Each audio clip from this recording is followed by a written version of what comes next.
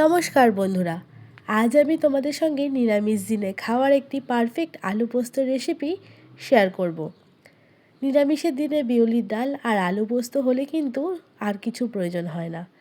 এই মাখো মাখো আলু পোস্ত কিভাবে তৈরি করলাম সেই সম্পূর্ণ রেসিপিটা নিয়ে চলে এসেছি তোমাদের জন্য। তো আজকে আলু পোস্ত আমি করছি সর্ষের তেলে, আর পোস্ত কিন্তু সবসময় সর্ষের তেলেই ভালো লাগে। তো আমি প্যান গরম করে তার মধ্যে দিয়ে দিলাম সর্ষের তেল।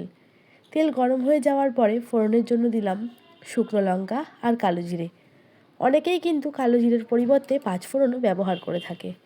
ফোড়ন থেকে খুব সুন্দর একটা গন্ধ বেরিয়ে আসলে মিডিয়াম সাইজের কেটে রাখা ডুমো ডুমো করে দুটো আলু তেলের ওপর দিয়ে দিচ্ছি। আমার এখানে প্রয়োজন অনুযায়ী যেটুকু মাপ সেই অনুযায়ী কিন্তু আলু ব্যবহার করেছি। আপনারা আপনাদের প্রয়োজন অনুযায়ী আলুর মাপ কম বেশি করে নিতে পারবেন। আলুটা দিয়ে ভালো করে একটু নাড়াচাড়া করে নেব। বন্ধুরা, এই আলু পোস্ত কিন্তু আমিষভাবেও করা যায়, তবে আজকে আমি নিরামিষভাবেই তোমাদেরকে করে দেখাবো। এর মধ্যে দিয়ে দিলাম সামান্য নুন। নুন দিয়ে আবারও নাড়াচাড়া করে আলুগুলোকে নরম হওয়ার জন্য ঢাকনা দিয়ে দেব। আলু পোস্তর আলু কিন্তু তোমরা বিভিন্ন রকমভাবেই কেটে নিতে পারো, তবে আমার এইভাবেই বেশি পছন্দ, তাই কিন্তু আজকে এইভাবেই শেয়ার করছি। এরপরে পোস্ত দিয়ে এটা মশলা তৈরি করে নেব। তার মধ্যে নিয়েছি 2 চামচ পোস্ত আর 4টে কাঁচা লঙ্কা। ঝালটাও কিন্তু নিজের অনুযায়ী ব্যবহার করো। লঙ্কা আর পোস্ত দিয়ে একটা পেস্ট তৈরি করে রেখে দিলাম। এরপরে যে আলুটা ঢাকনা দিয়েছিলাম, ঢাকনা খুলে আবারও কিছুক্ষণ নাড়াচাড়া করে নিচ্ছি। বন্ধুরা, নিরামিষের দিনে তোমরা কিন্তু এই আলু পোস্ত অবশ্যই একবার ট্রাই করো। এরপরে আমি দিয়ে দিচ্ছি মিডিয়াম সাইজের কেটে রাখা এক টুকরো টমেটো। টমেটোটা দিলে কিন্তু পোস্তর মধ্যে একটা টকটক ফ্লেভার আসে, যার জন্য পোস্তটাও খেতে কিন্তু দারুণ সুস্বাদু লাগে। টমেটোটা নরম হওয়ার জন্য আবারও ঢাকনা দিয়ে দিলাম। 2 থেকে 3 মিনিট পর ঢাকনা খুলে আবারও বেশ খানিকক্ষণ নাড়াচাড়া করে নেব। এর মধ্যে এবার দিয়ে দেবো একে একে হলুদ গুঁড়ো আর লঙ্কা গুঁড়ো। অনেকে কিন্তু পোস্তয় হলুদের ব্যবহার করে না, তবে আমি কিন্তু একটু হলুদের ব্যবহার করেই থাকি। তো হলুদ দিয়ে কিন্তু আবারও বেশ খানিকক্ষণ নাড়াচাড়া করে নেব। সাথে দিয়েছি কিন্তু সামান্য লঙ্কার গুঁড়ো। এই পোস্ত রান্না কিন্তু খুব কম সময়ে আর কম উপকরণেই হয়ে যায়। রান্না করতে কিন্তু বেশি সময় একদমই লাগে না। খুব ঝটপট একটা রান্না, সেটা হলো আলু পোস্ত। এরপরে যেই পোস্তটা বেটে রেখেছিলাম সেটা ওপর থেকে দিয়ে দিলাম। পোস্ত দেওয়ার পরে একটু নাড়াচাড়া করে নেব।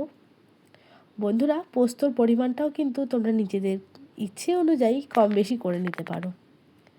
পোস্ত দিয়ে বেশ খানিকক্ষণ একটু নাড়াচাড়া করে নেওয়ার পর যেই মিক্সির মধ্যে পোস্তটা বেটেছিলাম তার মধ্যেই অল্প জল দিয়ে মিক্সিটা ধুয়ে কিন্তু সেই জলটাও এই রান্নাতে ব্যবহার করব। এরপরে নাড়াচাড়া করে নেব এবং আলুটা সেদ্ধ হওয়ার জন্য ঢাকনা দিয়ে দেব। আমি এখানে চন্দ্রমুখীর আলুর ব্যবহার করেছি, যে এই আলু কিন্তু ভাজতে ভাজতেই একদম সেদ্ধ হয়ে যায়, তাই কিন্তু এখানে জলের ব্যবহার খুব একটা বেশি করিনি। এরপর দিয়ে দিলাম স্বাদ মতো নুন। নুন দিয়ে ঢাকনা চাপা দিয়ে দেবো 2 থেকে 3 মিনিটের জন্য। মাঝখানে ঢাকনাটা খুলে নিয়েছি, আবার একটুখানি তলায় যাতে লেগে না যায় একটু নাড়াচাড়া করে নিচ্ছি। এই সময় কিন্তু দিয়ে দেব 2টো কাঁচা লঙ্কা। কাঁচা লঙ্কাটা আমি গোটাই দিয়েছি, তোমরা চাইলে কিন্তু এখানে কাঁচা লঙ্কাটা চিড়েও ব্যবহার করতে পারো। এরপরে আবার একটু ঢাকনা দিয়ে দেব।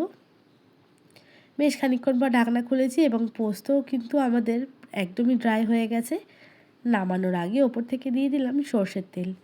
এই সর্ষের তেলটা দিলেই কিন্তু পোস্তর মধ্যে একটা আলাদাই ফ্লেভার আসে। তো সর্ষের তেলটা দিয়ে ভালো করে একটু নাড়াচাড়া করে নিলেই কিন্তু তৈরি হয়ে গেল আমাদের আলু পোস্ত। এর সাথে কিন্তু বিউলির ডাল করতে একদমই ভুলবে না। তো বন্ধুরা, কেমন লাগলো আমার এই নিরামিষ আলু পোস্ত রেসিপি অবশ্যই কিন্তু কমেন্টে জানিও। ভালো লাগলে একটা লাইক, শেয়ার, কমেন্ট করতে একদমই ভুলবে না। তো আজকের মতন বিদায় নিচ্ছি, আর অবশ্যই কিন্তু নিরামিষের দিনে ট্রাই করতে ভুলবে না আলু পোস্ত। সবাই ভালো থেকো, সুস্থ থেকো। তোমাদের সঙ্গে দেখা হবে পরবর্তী কোনো ব্লগ ভিডিও কিংবা রেসিপি ভিডিওতে। আর চ্যানেলটাকে সাবস্ক্রাইব করতে কিন্তু কেউ একদমই ভুলবে না।